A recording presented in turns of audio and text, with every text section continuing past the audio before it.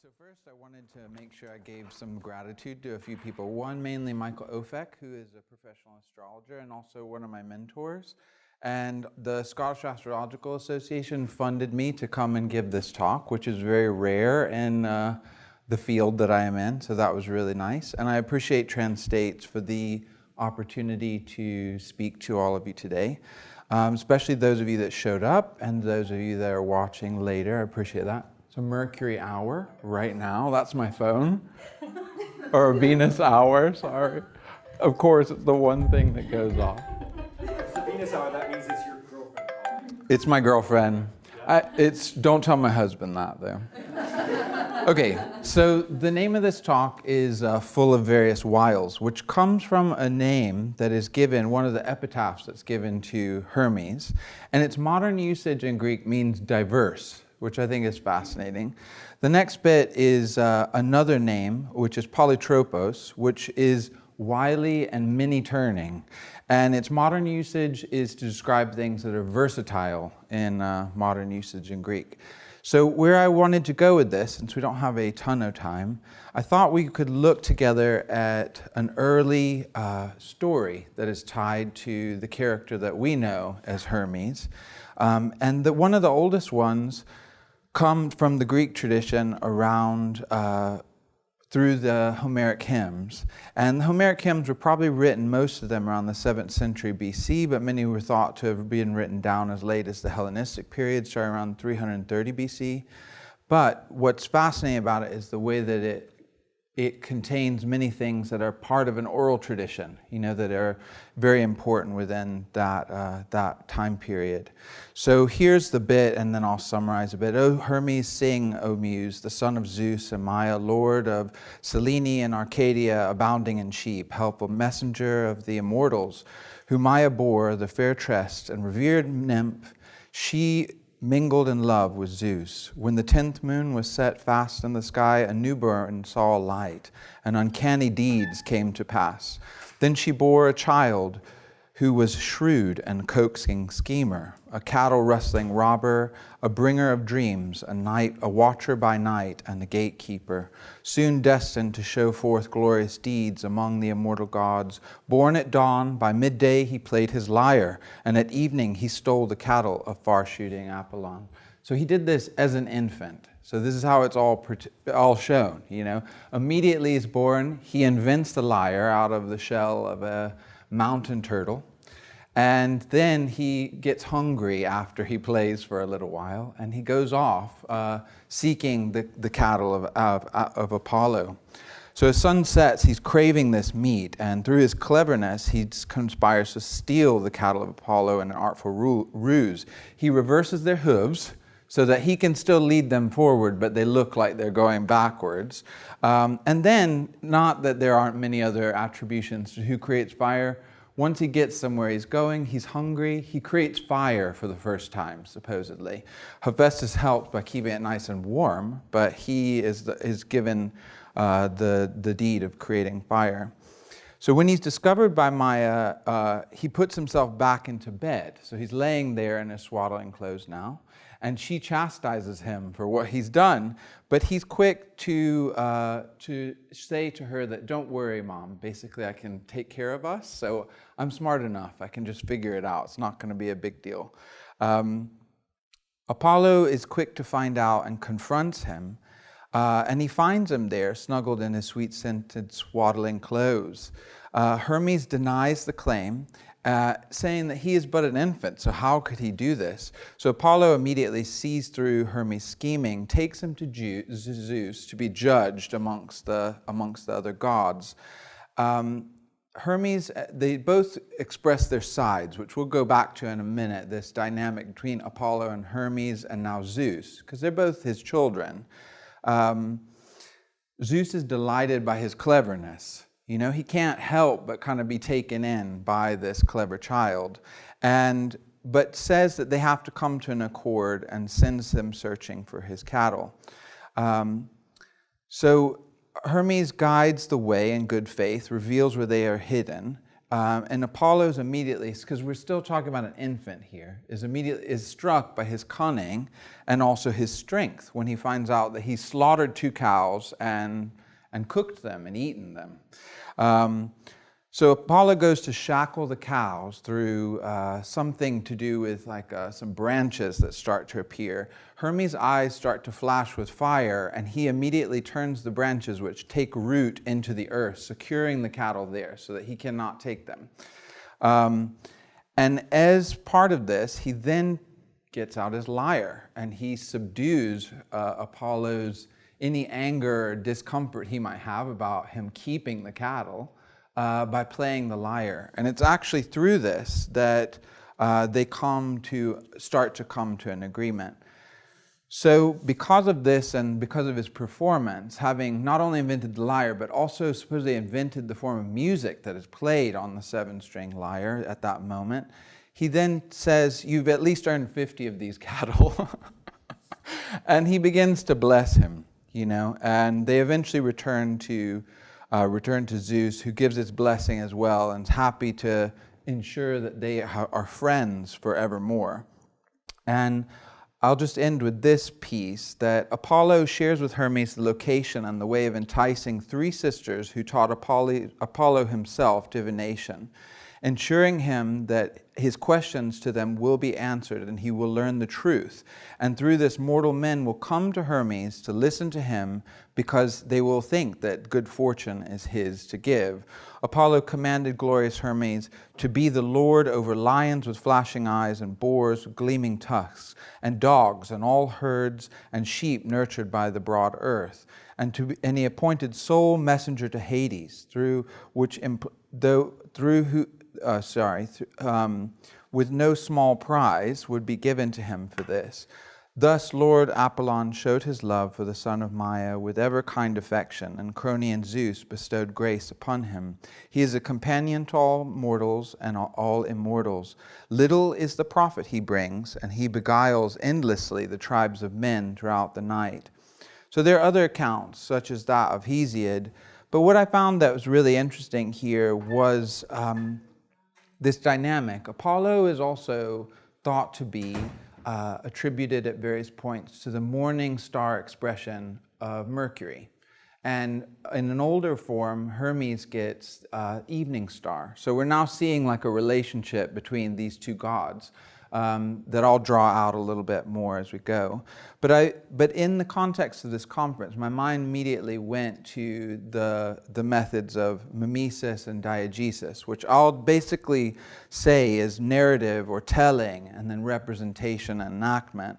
And we know that these skills can be applied to various ends, and it immediately trips me up into thinking about the legal system, which is now we're looking at motivations, means, and technique, or an opportunity. And we can see within these stories as well that it's Zeus that they go to in order to judge who is right and wrong in the situation. So we're now seeing Zeus playing the role of the judge, Hermes is the plaintiff, and Apollo the defendant. And in the interest of in my work that I've done in the past around processual anthropology, in that it's interesting because the court is always a temporary suspending of order, and in that moment we could also see how the judge holds the Jupiterian qualities of things, and then there's almost a Mercurial aspect that diversifies them into a jury, and then equally Mercurial even further into 2 sides that are arguing at each other. And this is a process, a social drama that we work through in order to come to, ideally, some conclusions. So we know an interesting thing about Mercury is Mercury holds all the keys. Mercury knows every exit, is everyone's friend, desires access to everything, is ever curious, and I could carry on more and more. So when I'm thinking about these skills, who do I see immediately? I see the artists. I also see the scholar, the marketer, the magician, the conjurer, the trickster, the salesperson, the entertainer, but I equally see the politician and the philosopher. And so how we go about performing a truth or a falsity depends on much the same competencies regardless of the motive. And a theme that I thought was interesting, which really came forward this morning, that I have explored more and more in sitting with ways that you can pair Mercury with other gods, for example, is this idea of how narrative and representation have a process of asserting different of what I'd call contingent agreements. So we can have extreme coherence, where everything fits, is made perfectly to fit. So this is like a Jupiterian motivation, which when it becomes more extreme, we almost see it Saturnian. When it's more generous and gives a little breadth, we might have coherence within relationship, which we kind of see in that story that was coming through, building a relationship between these two. One's a truth teller, Apollo. The other is obviously a schemer, Hermes. Do you know what I mean? But we're creating a relationship between them. We're putting them together as friends. Or we could also say distinct, but in relation. And then we could add discontinuous, which is maybe the Mercurial extreme. So here I think we can immediately see like the aspect of a pluralism of forces and powers, and also a unification of forces and powers. So we could argue that they are all in a sense contingent and reliant on continuous performing and renegotiation. So I think that we've lived for a long time in a time with and we can't go into it now, but due to social forces, order has kind of been maintained in some semblance as supernal and everlasting, based on eternal truths. And now we're in a time where we are really thinking about how, is that true? Are we only left with the discontinuous, the discrete, the direct, the specific?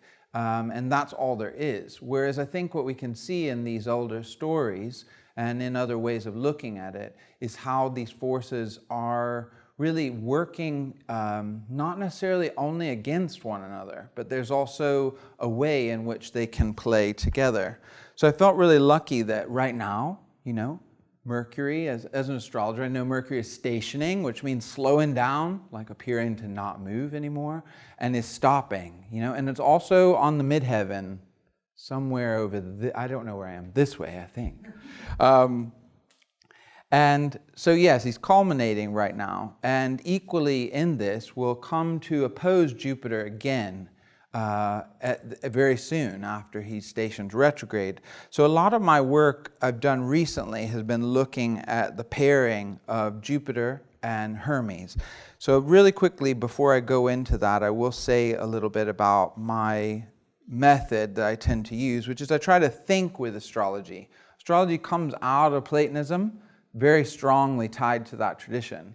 But at the same time, I'm always eager for space of ongoing unfolding rather than a set, in-place, fixed, eternal, mechanistic-leaning astrology coming through the realm of eternal ideas. I kind of prefer this messier, contingent, negotiation-based astrology, which is why I tend to prefer astral magic as well, because it puts me more in direct relationship with those things. So we can see a lot of the work that I've done is trying to assert the power of darkness within a philosophy that's so much come out of Neoplatonic ideas of light, and trying to help us reestablish more of a dialectical relationship between light and darkness. So equally as an astrologer, when I know that, that Mercury is all of Mercury's homes are in opposition to Jupiter's homes, I'm immediately starting to think about what are these two forces that can work against one another, but also because they carry the nature of the mutable signs, there's also a lot of flexing going on. And I think this is what we forget. Mutability means that they're often called the two-bodied signs. They are compelled to kind of be able to flex a little bit. Mercury might exhibit the more extremes of that flexibility because of its malleability. But Jupiter as well is not necessarily interested from an astrological sense in oppressive forces that try to establish order. But we can think about how many many ways that we engage with the world are around making things messier, which is very Mercurial, and then tidying it up a bit, which is very Jupiterian. So we can kind of see this. In Hori astrology, Jupiter is often thought to be the indicator of tidying. You lost the object because you were cleaning things up. So I'll fast forward. I've indebted a little bit because some of my line of thinking of looking at polarities was also from an astrologer that I met through my work with the Scottish Astrological Association, and her name is Miloswala Koraguska. Sorry, I probably butchered her name there, but she was lovely, and she talked about how in a lot of astrology we look at essential dignity, which is basically related to where a planet feels most like themselves. So in your home, you feel most like who you are. You have all the stuff you need to do all the stuff that you do. So if you're a gardener, you have all your tools, you have your shed, etc.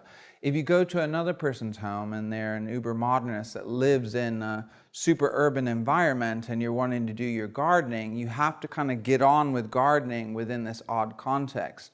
And one thing that she brought forward is that there is a thing where Jupiter, when it's in its own homes of Sagittarius and Pisces, it has what it needs. When it's in opposite homes, which are ruled by Mercury, like Gemini and Virgo, it now has to work within that context. So what she noticed, and what I've started to notice a lot through consultancy work that I've done, is that when planets are in this position called detriment, they are forced to almost reconcile the extremes of their nature. So if Mercury is really good at making things messy, it now has to exist in a place that is trying to make things nicer and put things in some semblance of order. And it's not something that's easy in the beginning, but it is something that I notice happening for sure. So coming to a little bit about Mercury's cycle and Jupiter's cycle, because part of what I wanted to look at is the observational aspect of what we do. Mercury spends most of its time not being visible. And then it goes through a solar phase change 3 times a year. So it's changing faster than any other planet. And it's most of the time not actually seen. Whereas Jupiter has a much slower cycle, about a sign a year, and then is also still making very soft retrograde cycles at the trine to the sun. So within this, we see certain things that are already talking about one being a little bit more predictable and a little bit more like almost processing through, what it's doing, not in any rush, which is very Jupiterian. And then the Mercurial rushing about, being there, not being there, many of the things that I've already heard people say about flickering and whatnot going on. To look at some sources, though, we've got older sources, Hellenistic, late Roman, early Byzantine sources, talking about how Mercury also contains the significations of law, friendship, and trust, which is not an immediate thing that we think of when we think of somebody who can lie, and get on with scheming. Ptolemy lays out why Mercury is so fickle due to his partaking of both moist and dry conditions, that it makes him less stable. Later we have within astrology that looks at the weather, we have a lot of things that relate to Mercury being the indication of changeable weather. So anytime the weather is going from one extreme to the next, it's showing the influence of Mercury.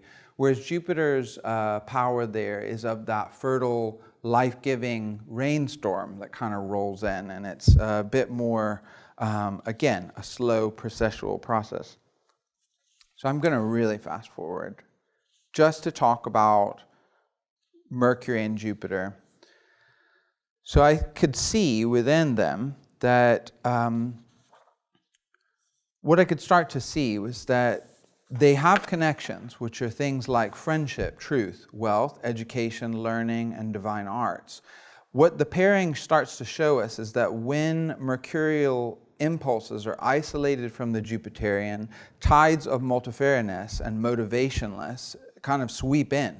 and worse if this mercurial force is only motivated by selfishness or moved directly towards the discontinuous. And what is the Jupiterian devoid of the mercurial, but ignorant of the aberrant for the sake of order? So we see these nodes of this polarity. One diversifies, one gives order. One tells lies, one tells truth. One's focused on discrepancies, the other is about reconciliation. One is specific, the other is universal. One's about cunning and the other about wisdom. One makes things messy and the other tidies things. What I'd like to sit with, though, around this is how much this sits within this moment, where we are really sitting with pluralism or unity, And I think that for us, especially if you are drawn more into thinking with esoteric subjects, we can befriend and we can make relationship. We can also learn story that is about creating relationship that's specifically related to these forces. Because I think that we know that, as things have become more heterogeneous, which I think that when I really sat down to think about it, if I was going to be Platonic, I feel like Mercury represents a cosmic force of heterogeneity. It just cannot resist the ability to make things more complicated and to show diverse forms. And we do need still things that will be positivist and productive and things that will put stuff back into order. I think the more that we feel inclined to engage in that in a more direct way, maybe even like a daily way, where we are, taking things and putting things back into an order, not in a tyrannical purpose, but as one that is about creating a context for things to get messy again so that we can put them back again tidy. So I think that there is this possibility, not just of an oscillation like was mentioned earlier, but some kind of synthesis, because you do see this within a lot of context within the Western esoteric tradition. We go way back. You do see how Zeus made the world. That was not a world that was forever. It was made out of an order that was taken apart, and it's contingent on relationships being in place. The only reason later it becomes probably the extreme has to do with the history of the rise of the state. And we do see that also in Babylonia with Marduk. Marduk was not the same god in the earlier phases of the Babylonian, the Mesopotamian civilizations, as we see later when Babylon becomes the patron, he becomes the patron of the city of Babylon. That probably is telling us more about transformation into fixed state society, not ultimately what these gods actually represent and their forces. So I think it's just an invitation really to tangle a little bit more with something like Mercury, who can make it messy, and Jupiter, who can tidy it up a bit, and let them play, because they're both mutable. They're not really desiring fixity, and that's why they rule the times of the year that are about us moving towards a new season. Now we're in this moment that's ruled by Virgo. It is very much, is it summer? Is it fall? Is it summer? Is it fall? It's all there in that. So I think that it's an invitation to think with these ideas, and I think that they have a lot to say about this moment, that is interesting. So thank you.